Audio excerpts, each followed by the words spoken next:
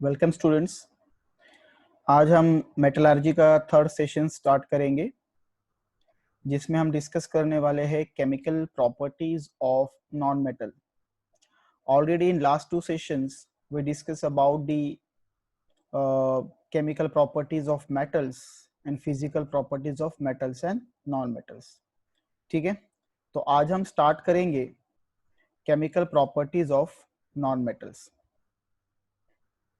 So now chemical properties of non-metals में students generally सबसे पहले हम केमिकल प्रॉपर्टीज स्टार्ट करने से पहले मेटल्स का लोकेशन के बारे में डिस्कस करते हैं। ओके, जैसे कि मैंने नॉन मेटल्स के लोकेशन के बारे में डिस्कस करेंगे। नॉन मेटल का जो लोकेशन है पीरियोडिक टेबल में वो है पी ब्लॉक में।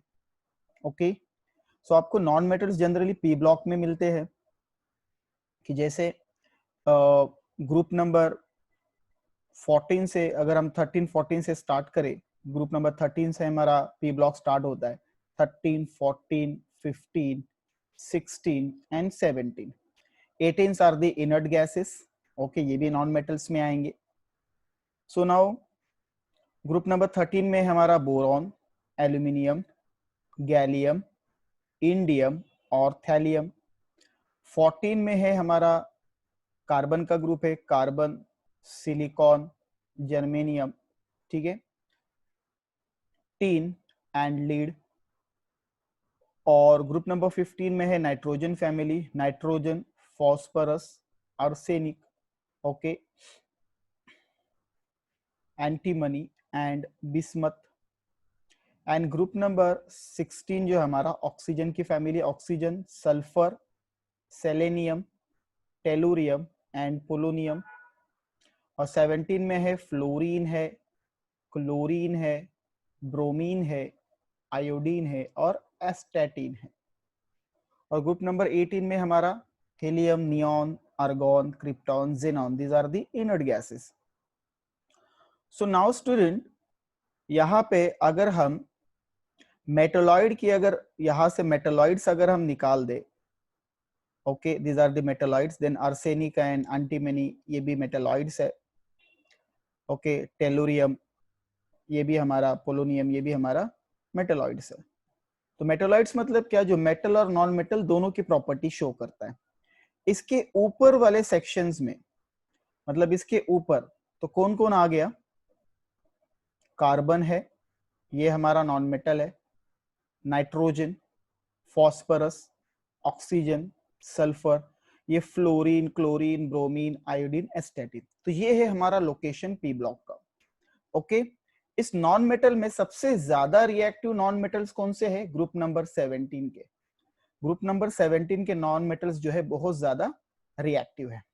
Okay, got it. अब आते हैं हम students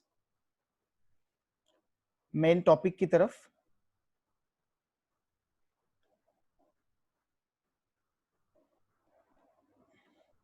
So now non-metals are collection of elements having less similarity in physical and chemical properties. Okay, यहाँ पे अगर आप देखोगे स्टूडेंट, फिजिकल और केमिकल प्रॉपर्टीज में बहुत ही इसमें सिमिलैरिटी नहीं होती। मतलब जैसे कि मेटल्स के अंदर बहुत सारे एलिमेंट्स के अंदर आपने सिमिलैरिटी देखी होगी, वैसे नॉन मेटल्स के अंदर आपको सिमिलैरिटी नहीं मिलती। सो नॉन मेटल्स के अंदर जितने भी नॉन मेटल्स है उसमें कुछ इतनी सिमिलैरिटीज आपको नहीं मिलेगी, लेस सिमिलैरिटी होगी फिजिकल और केमिकल प्रॉपर्टीज में। सेकेंड हम देखेंगे कि non metals are electronegative elements. तो what is electronegative elements? Electronegative elements किसे कहते हैं? कि जो निगेटिव चार्ज कैरी करे। जैसे कि हमने फ्लोरीन के बारे में देखा, फ्लोरीन माइनस चार्ज कैरी करता है, क्लोरीन भी माइनस चार्ज कैरी करता है, bromine also carry minus charge and iodine also. जैसे कि हमने मेटल्स में देखा था, metals are electropositive but non metals are electronegative. Reason क्या है? वो इलेक्ट्रोनेगेटिव क्यों होते हैं, क्यों ये नेगेटिव चार्ज कैरी करते हैं? रीजन ये है कि जैसे अगर आप फ्लोरीन देखेंगे तो फ्लोरीन का एटॉमिक नंबर है हमारा 9। तो इलेक्ट्रॉनिक कॉन्फ़िगरेशन क्या होगा? पहले शेल में 2 इलेक्ट्रॉन, बिकॉज कैपेसिटी उसकी 2 है। फिर सेकेंड शेल में आएंगे 7 इलेक्ट्रॉन्स। और एटम की स्टेबिलिटी किसके ऊपर डिपेंड है? उसके लास्ट शेल में जब तक 8 इलेक्ट्रॉन्स नहीं आते वो स्टेबल नहीं होगा। तो यहाँ पे फ्लोरीन क्या करेगा, एक इलेक्ट्रॉन गेन करेगा। एक इलेक्ट्रॉन गेन करने के बाद अब इसका इलेक्ट्रॉनिक कॉन्फ़िगरेशन हो गया 2 8, इसका ऑक्टेट कंप्लीट हो गया। और ऑक्टेट रूल के बेसिस पे क्या होगा, ये स्टेबल हो गया। तो यहाँ पे फ्लोरीन अनस्टेबल था, उसने एक इलेक्ट्रॉन गेन किया और वो स्टेबल हो गया। अब क्या है, फ्लोरीन का एटॉमिक नंबर 9 है जो हमने यहाँ पे मेंशन किया है, मतलब हैविंग 9 प्रोटॉन्स इन न्यूक्लियस, उसके न्यूक्लियस के अंदर 9 प्रोटॉन्स है and 9 electron in shells. Okay, but जब उसने एक इलेक्ट्रॉन गेन किया तो कितने इलेक्ट्रॉन्स हो गए, 10 इलेक्ट्रॉन्स। तो एक प्रोटॉन के ऊपर एक पॉजिटिव चार्ज होता है, सो 9 प्रोटॉन्स हैविंग 9 पॉजिटिव चार्ज, और यहाँ पे 9 + 1 टोटल 10 इलेक्ट्रॉन्स हो गए, तो यहाँ पे हो गया -10 चार्ज। जब हम इन चार्ज को मिलाएंगे बच्चों तो ये टोटल चार्ज बनेगा -1, और यही चार्ज कैरी करता है फ्लोरीन। इस तरीके से फ्लोरीन ने इलेक्ट्रॉन गेन किया, इसके लिए नेगेटिव चार्ज कैरी किया। तो non metals have a ability to gain the electrons and to complete its octets, okay, its octets and acquire stability like a inert gas, okay, कि यहाँ पे non metal electrons को gain करेगा, अपने last shell का octet complete करेगा और वो स्टेबिलिटी एक्वायर करेगा जैसे इनर्ट गैस स्टेबल है। ओके, तो इस दौरान क्या होता है, ये स्टेबिलिटी एक्वायर करने के लिए नॉन मेटल इलेक्ट्रॉन्स को गेन करता है और नेगेटिव चार्ज एक्वायर करता है, इसके लिए ये इलेक्ट्रोनेगेटिव होते हैं। Okay, so atoms of non metal usually 4 5 6 electron in their outermost orbit. अब ये पॉइंट्स में अगर आप देखोगे कि अगर किसी एटम के लास्ट शेल में 4 या 4 से कम इलेक्ट्रॉन है, 3 इलेक्ट्रॉन्स है, तो उसका ऑक्टेट कंप्लीट करने के लिए 5 मोर इलेक्ट्रॉन्स की जरूरत लगेगी।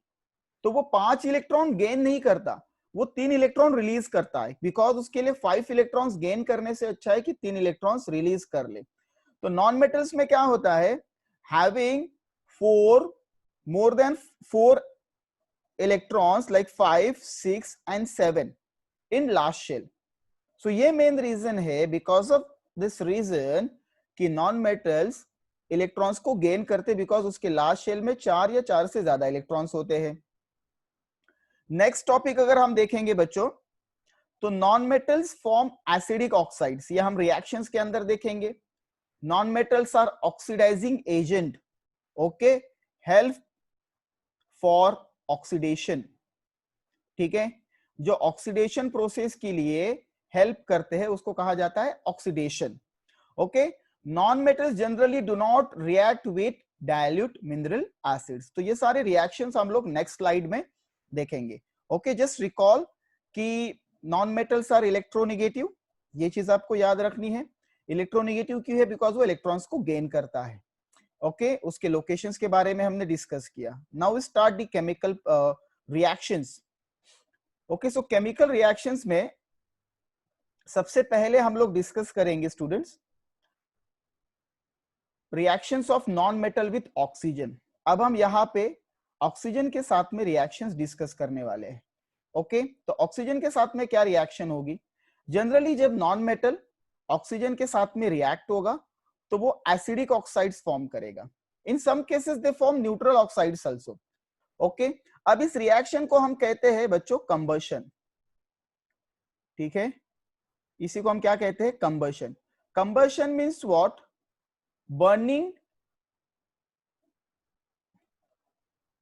burning in presence of oxygen. Okay, मतलब अब किसी सब्सटेंस को बर्न करते हो ऑक्सीजन के प्रेजेंस में, उसको कंबशन कहा जाता है। मतलब कोई भी सब्सटेंस अगर आप ओपन इन्वायरमेंट में बर्न करना चाहते हो, जलाना चाहते हो, तो उसको ऑक्सीजन की रिक्वायरमेंट लगेगी एंड बाय डिफॉल्ट वो ऑक्सीजन के साथ में कंबाइन होगा, और वही रिएक्शन हम यहाँ पे देखेंगे। जैसे कि हम एक एग्जांपल ले लेंगे, यहाँ पे एग्जांपल के तौर पे हम लेते हैं यहाँ पे कार्बन को, it is represent by C। Now combine with oxygen.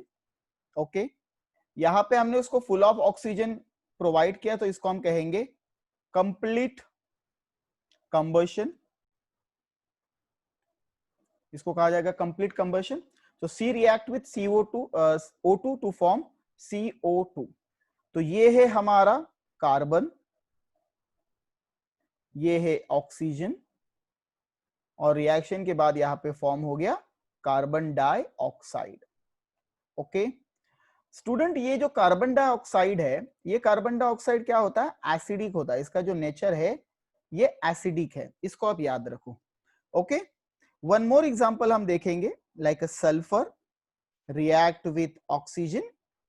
Okay, now mention here, exam में जब भी आप रिएक्शन लिखोगे उसके पीछे आपको नाम लिखना है। यहां पे भी आपका कंप्लीट कंबशन होगा and they form sulphur dioxide. ये हो जाएगा आपका sulphur dioxide and is also acidic. ये भी क्या है, एसिडिक है। Okay, simply C with O2 to form CO2, okay, and S with O2 to form SO2. Got it? चलो, तो आगे बढ़ते हैं। अब जैसे कि मैंने बताया कि कुछ नॉन मेटल ऑक्सीजन के साथ में एसिडिक ऑक्साइड्स फॉर्म करते हैं और कुछ जो है न्यूट्रल ऑक्साइड्स भी फॉर्म करते हैं, तो वो भी रिएक्शन देखते हैं। देखो मैंने यहाँ पे क्या बताया कि आपने यहाँ पे फुल अमाउंट ऑक्सीजन प्रोवाइड किया, इसके लिए यहाँ पे मैंने मेंशन किया कंप्लीट कंबशन। ओके, बट जब न्यूट्रल ऑक्साइड्स फॉर्म होते हैं बच्चों, ओके, जब हम न्यूट्रल ऑक्साइड्स के बारे में डिस्कस करेंगे तो न्यूट्रल ऑक्साइड्स में क्या होगा कि लाइक यहां पे हम देखेंगे in some cases neutral oxides also form.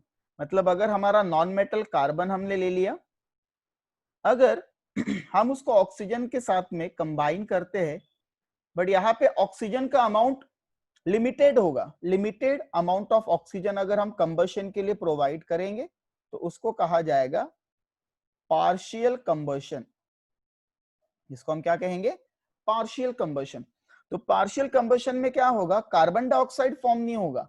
जैसे प्रीवियस रिएक्शन क्या देखी, C+O2 to form CO2, this is a complete combustion. यहां पे हमने ऑक्सीजन का अमाउंट लिमिटेड नहीं रखा था, अनलिमिटेड रखा था, बट यहां पे हमने एक फिक्स अमाउंट दे दिया, जिसकी वजह से यहां पे इनकम्प्लीट कंबशन हो गया और फॉर्म हो गया CO, that is carbon monoxide.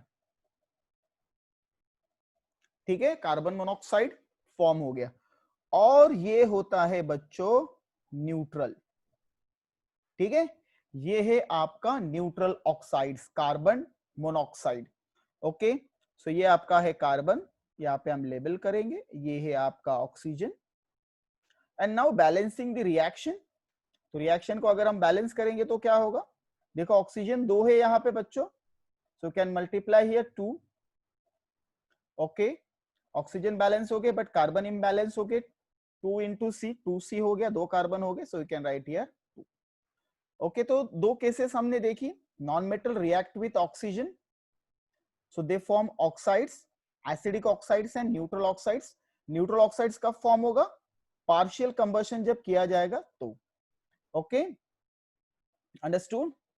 चलो द नेक्स्ट पार्ट, अब हमने पहली रिएक्शन हमारी हो गई ऑक्सीजन के साथ में, दूसरी रिएक्शन अभी हम डिस्कस करेंगे बच्चों वाटर के साथ में। ओके, वाटर के साथ में क्या रिएक्शन है, देखो generally non metals do not react with water, non metal water के साथ में रिएक्ट नहीं होते, but halogen, except of halogen, halogen react होते हैं। हैलोजन में कौन कौन से एलिमेंट्स थे, हैलोजन एलिमेंट्स कौन कौन से हैं, ग्रुप नंबर 17। ठीक है, ग्रुप नंबर 17 के जो एलिमेंट्स है वो हैलोजन है, जिसमें आएगा फ्लोरीन, क्लोरीन, ब्रोमीन, आयोडीन, ये वाटर के साथ में रिएक्ट होते हैं। चलो इसमें से एक हम एलिमेंट ले लेते हैं, क्लोरीन। ओके, अब ये आ गया आपका halogen, that is a chlorine, ये रिएक्ट होगा वाटर के साथ में। इसके अलावा चाहे कार्बन हो, नाइट्रोजन हो, ऑक्सीजन हो, वाटर के साथ में रिएक्शन शो नहीं करेंगे, only halogen, except of halogen other non metal do not react with water. Okay, so now chlorine dissolve in water, so we take chlorine Cl2. आपको यहाँ पे Cl2 फॉर्म में मॉलिक्यूल मिलेगा, एटम के form में नहीं मिलेगा. Understood? Okay, so now chlorine dissolve in water, okay, to form what? HOCl, okay, HOCl plus HCl. Okay, तो ये हो गया आपका chlorine. This is a water.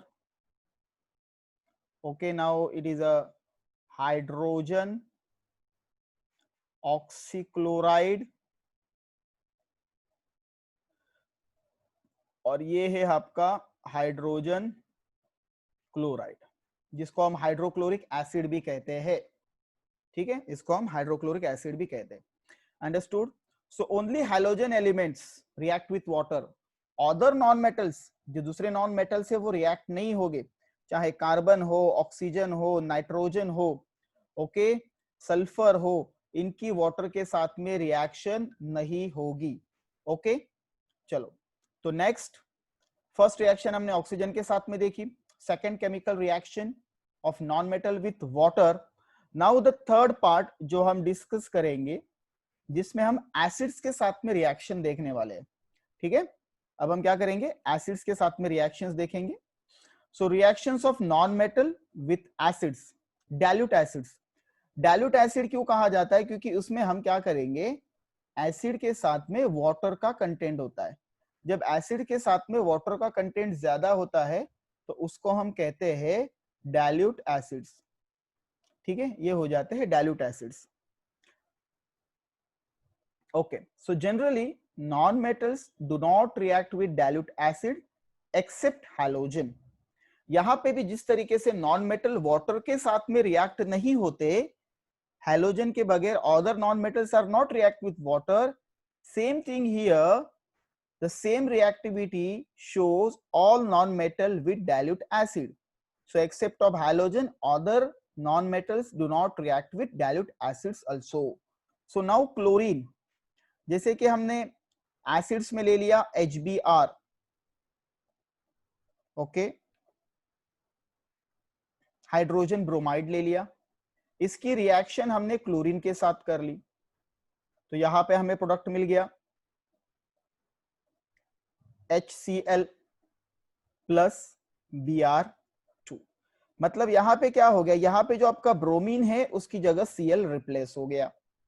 Okay, replace क्यों हो गया? बिकॉज क्लोरीन ब्रोमीन से ज्यादा स्ट्रॉन्ग है. मतलब स्ट्रॉन्ग का मीनिंग क्या होगा, यहाँ पे इलेक्ट्रोनेगेटिव है. क्या है? इलेक्ट्रोनेगेटिव. क्लोरीन ज्यादा इलेक्ट्रोनेगेटिव होने के वजह से वो ब्रोमीन को इजीली पुश करेगा और उसकी जगह रिप्लेस होगा, और ब्रोमीन यहां से निकलेगा और आपको मिलेगा Br2. ओके, बिकॉज आपको प्योर ब्रोमीन एटम नहीं मिलने वाला, आपको क्या मिलेगा, मॉलिक्यूल मिलेगा. तो ये चीज आपको याद रखनी है बच्चों. तो यहाँ पे क्या होगा कि हम रिएक्शन को अभी आगे बैलेंस करेंगे. बैलेंस करेंगे तो यहाँ पे देखो ब्रोमीन 2 है, so you can multiply by 2 here. 2 से मल्टीप्लाई करेंगे ट्वाइस HBr होगा, तो हाइड्रोजन भी 2 हो गया, और यहाँ पे क्लोरीन को बैलेंस करेंगे. तो इस तरीके से ये हमारी रिएक्शन बैलेंस होगी. सो आई विल रिपीट अगेन. अगर हम यहाँ पे ये रिएक्शन को थोड़ा ऐसा लिखे कि लाइक हमने यहाँ पे ले लिया HCl और यहाँ पे है आपका Br2, तो क्या यहाँ पे प्रोडक्ट ये बनेगा HBr प्लस Cl2? नहीं, ये रिएक्शन रॉन्ग होगी, बिकॉज क्लोरीन स्ट्रॉन्ग है, ब्रोमीन उसकी जगह रिप्लेस नहीं होगा. सिंपली है कि जैसे समझ लो कि हाइड्रोजन और क्लोरीन ये दोनों दोस्त हैं, और ब्रोमीन चाहता है कि मैं क्लोरीन को हटा के हाइड्रोजन से दोस्ती करूं, बट क्या होता है, क्लोरीन ज्यादा स्ट्रॉन्ग है, तो ब्रोमीन दोस्ती कर पाएगा क्या? नहीं. क्लोरीन को रिप्लेस कर पाएगा क्या? नहीं. तो ये रिएक्शन पॉसिबल नहीं होगी. ओके, सो ये थी third reaction, reaction of non metal with dilute acid. And now the next part is reaction of non metals with hydrogen. Reaction of non metal with hydrogen. अब hydrogen के साथ में क्या reaction से देखते हैं. देखो, Non-metal react with hydrogen are under certain conditions such as proper temperature, pressure and use of catalyst. Okay students, यहाँ पे क्या होगा कि मोस्टली हाइड्रोजन के साथ में नॉन मेटल की रिएक्शन बहुत रेयर होती है, मतलब डायरेक्टली रिएक्शन नहीं होती है. They require some catalyst, pressure और टेम्परेचर, मतलब एक्सटर्नल सोर्सेस की जरूरत होती है. कि जैसे यहाँ पे हम एग्जांपल ले लेंगे, हमारे पास है नाइट्रोजन गैस N2, ये हमारा नॉन मेटल है. इसके हाइड्रोजन के साथ में रिएक्शन देखेंगे H2, ये हाइड्रोजन H2 फॉर्म में रहेगा, एटॉमिक फॉर्म में नहीं रहेगा. तो यहाँ पे क्या फॉर्म होगा, NH3 अमोनिया. ठीक है, दिस इज अ नाइट्रोजन, ये हमारा नाइट्रोजन है. ओके, और यहाँ पे है आपका hydrogen, so note here hydrogen, और ये है आपका अमोनिया. तो यहाँ पे क्या फॉर्म होगा, अमोनिया फॉर्म होगा. नाइट्रोजन गैस और हाइड्रोजन गैस को जब आप मिक्स करोगे तो आपको क्या मिलेगा, अमोनिया गैस मिलेगी. और यहाँ पे आपको कैटालिस्ट अप्लाई करना पड़ेगा. अंडरस्टूड, यहाँ पे आपको क्या करना पड़ेगा, कैटालिस्ट अप्लाई करना पड़ेगा. आपको यहाँ पे प्रेशर अप्लाई करना पड़ेगा. ओके, टेम्परेचर यूज करना पड़ेगा. सो नाउ स्टूडेंट, इस तरीके से ये रिएक्शन सिंपल नॉर्मल केस में नहीं होती.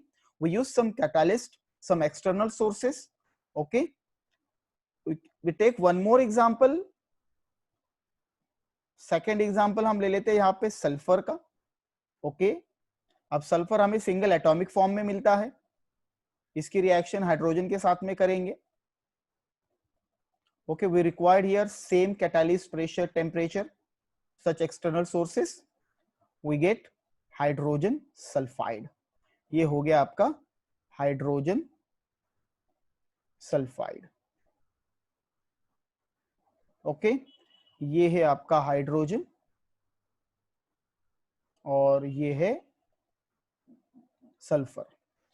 ओके, सो हमने यहाँ पे टोटल 4 रिएक्शंस देखी है बच्चों.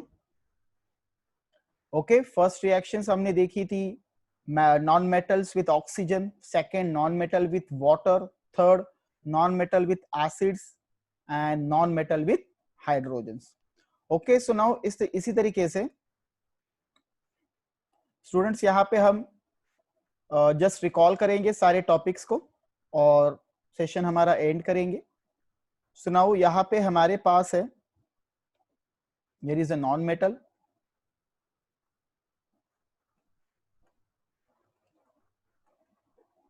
ओके, जब हमारा नॉन मेटल, पहली रिएक्शन हमने देखी, अगर हमारा नॉन मेटल ऑक्सीजन के साथ में कंबाइन होगा तो क्या फॉर्म होगा, ऑक्साइड्स फॉर्म होंगे. क्या फॉर्म होंगे, ऑक्साइड्स. ये हमारे ऑक्साइड्स एसिडिक होंगे या न्यूट्रल होंगे, दोनों केसेस आती है. इस रिएक्शन को हम कहते हैं कंबशन. क्या कहते हैं, कंबशन. ठीक है, क्या फॉर्म हो गए, ऑक्साइड्स फॉर्म हो गए. जैसे कार्बन है तो कार्बन डाइऑक्साइड, सल्फर है तो सल्फर डाइऑक्साइड. फिर दूसरी रिएक्शंस हमने देखी वाटर के साथ में, H2O. ठीक है, अब इसमें क्या होगा, ओनली हैलोजेंस. ये रिएक्शन सिर्फ हैलोजन के साथ में ही आपको मिलेगी. किसके साथ में, हैलोजन के साथ में. तो यहाँ पे आपको हैलोजेंस ही रिएक्शन देगा. Other non metals do not react with water except of halogen. तो यहाँ पे एक्सेप्शनल केस रहेगा हैलोजन आपका, जो वाटर के साथ में रिएक्ट होगा. तो अगर हम यहाँ पे क्लोरीन लेते हैं, जैसे कि Cl2 है, इसको आप वाटर के साथ में ले लो, तो आपको यहाँ पे मिलेगा HCl प्लस HOCl. ठीक है, ये मैंने ऑलरेडी आपको बता दिया है. थर्ड रिएक्शन यहाँ पे आएगी जिसमें हम डाइल्यूट एसिड को यूज करेंगे. जब डाइल्यूट एसिड के साथ में रिएक्शन होगी तो सेम वही कंसेप्ट होगा कि अगेन हैलोजन ही रिएक्ट होगा. ओके, डाइल्यूट एसिड के साथ में भी क्या होगा, अगेन हैलोजन ही रिएक्ट होगा. अंडरस्टूड. और आपको दूसरा एसिड मिलेगा, जैसे कि मैंने यहाँ पे बताया था कि हमने यहाँ पे HBr लिया है, इसको आप हैलोजन दैट इज आपका क्लोरीन ले लो, क्लोरीन के साथ में रिएक्ट कर दिया तो आपको यहाँ पे प्रोडक्ट मिलेंगे HCl प्लस Br2 और हम रिएक्शन को क्या करेंगे, बैलेंस करेंगे. Okay, and now the third last fourth one reaction with hydrogen. Okay, they require some external sources for the completion of reaction. Otherwise hydrogen is not directly react with non-metals. Okay, so they require some catalyst, metal catalyst. Okay, like palladium, platinum, इस तरीके के metals वहां पे required होंगे. Now some pressure and temperature, ये सारी चीजें required होगी, तब जाके हाइड्रोजन नॉन मेटल से रिएक्ट होगा. अब यहाँ पे क्या होगा, रिएक्शंस हम देखेंगे कि जैसे हमने लिया है यहाँ पे अमोनिया, अमोनिया का फॉर्मेशन है N2, ये हमारा नॉन मेटल है, हाइड्रोजन के साथ में रिएक्ट होगा और अमोनिया फॉर्म होगी. तो रिएक्शन को अगर हम बैलेंस करेंगे तो इस तरीके से रिएक्शन हमारी बैलेंस हो जाएगी. ठीक है, तो ये रिएक्शंस हमें यहाँ पे मिलेगी. Understood? So it's a very simple. Non metal react with oxygen, then water, then acids and then H2. ये चार केमिकल प्रॉपर्टीज हमारी नॉन मेटल्स की है. और जिसमें एक चीज हमेशा याद रखेंगे कि नॉन मेटल ये क्या होगे, इलेक्ट्रोनेगेटिव होगे. ओके, ये क्या होगे, electronegative elements. Okay, non metals क्या होते हैं, इलेक्ट्रोनेगेटिव एलिमेंट्स होते हैं. Okay, so these are the chemical properties of non-metal. So now यहाँ पे हम stop करेंगे. Thank you.